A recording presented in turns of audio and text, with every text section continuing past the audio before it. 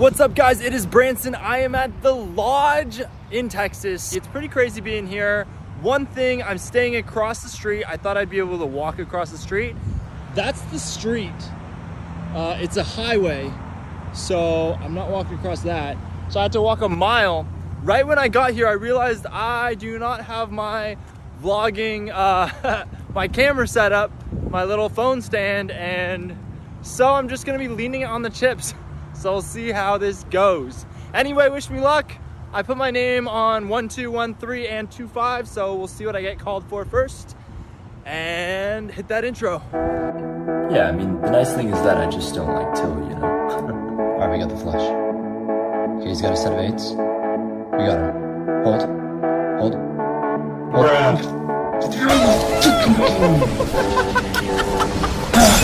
Tell him he's got a lot of class, and it's all low.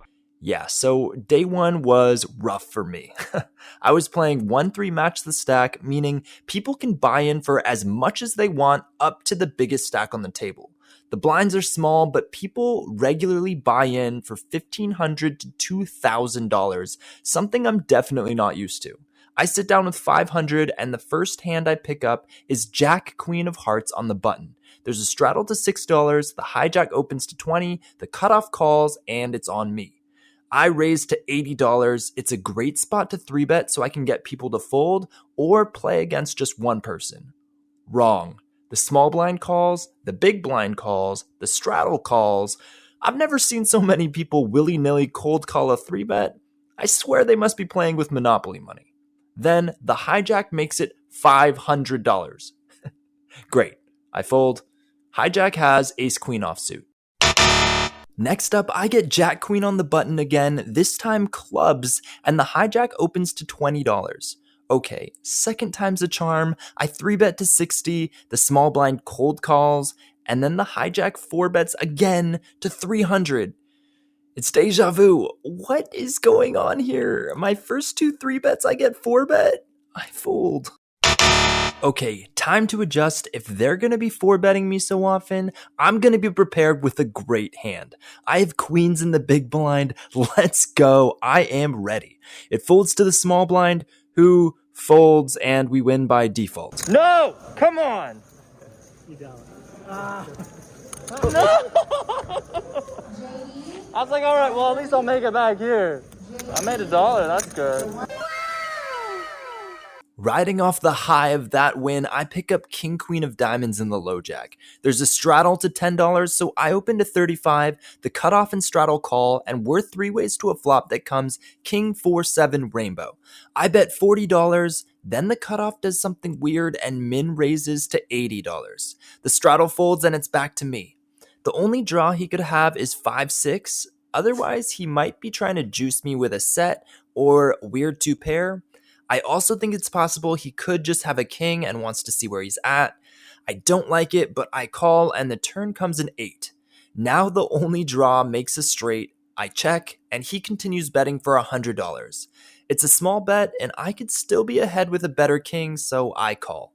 The river is a 3, not changing anything, and I check again. At this point, I think a king will just check back, but that's not what he does. He goes all in for over $300. I debate calling or folding, but I gotta be beat here, right? I let my cards go. He's nice enough to show his hand for the vlog, and he flips over King Jack off for a worse king. No! Ah! Ah! I did win hands too, though, like this double board bomb pot where I was short stack and went all in with trips. My opponent Jazzbo had better trips, but I very skillfully rivered a flush on one board and rivered a boat on the other. Oh, I flushed out. You guys are? Oh, and I boated. Totally skill. I'm here with Jazzbo. He hooked it up with the Texas brisket. It is so good. Hey, but I didn't make it. A friend of mine, Cameron, made it. Mixing Poker, incredible dude. Love the guy. Makes an incredible barbecue. After stealing money and food from possibly the nicest man in the world, I switch tables and pick up ace-queen in the cutoff. There's a $6 straddle, the low jack opens to $25, and I decide to put in the 3-bet to $75. It folds back to the low jack, who says, Are you a blogger? Do you happen to be Brantzen Poker? Yes, that is me. I'm in that case crooked state where I'm like, alright, this is shits and giggles. Alright. He calls and the flop comes ace-9-4 with 2 hearts. He checks. It's a great flop for me, but I get the sense he might get out of line if I just choose to check. I check and the turn is a king. Now he bets $75. It's a pretty easy call, and the river comes out the 8 of hearts, completing the flush draw.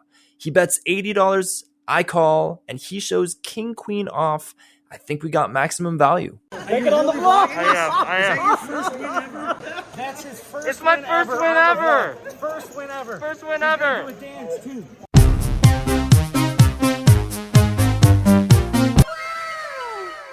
So clearly that was only a small sample of what I played on that 1-3 session on day 1, but I really wanted to get to editing that 2-5 on day 2 because it was a really interesting session, so stay tuned for that. I did want to show this session because I wanted to show that my 3-bets don't always work out, and I definitely felt like I was floundering in Texas in that 1-3 match the stack game. The stacks were way deeper than I was used to, so people were just calling my 3-bets, they were 4-betting me, and that video kind of shows how I felt. And then as far as the way people played, people were value betting or bluffing. I wasn't really sure what they were doing sometimes, so it was tough for me to determine what people had a lot of times, and yeah, I just wanted to have a quick rundown of the day. In that 1-3 session, I made about $100 profit over 9 hours. And honestly, if I hadn't won that double board bomb pot by sheer luck, I would have booked a loss on the day. So that's how that went. But anyway, thanks for watching. Make sure to watch my next video. It'll be the 2-5 session, the meetup game. It will be crazy. This is Brantzen from the Brantzen Poker blog, and I'll see you in the next one.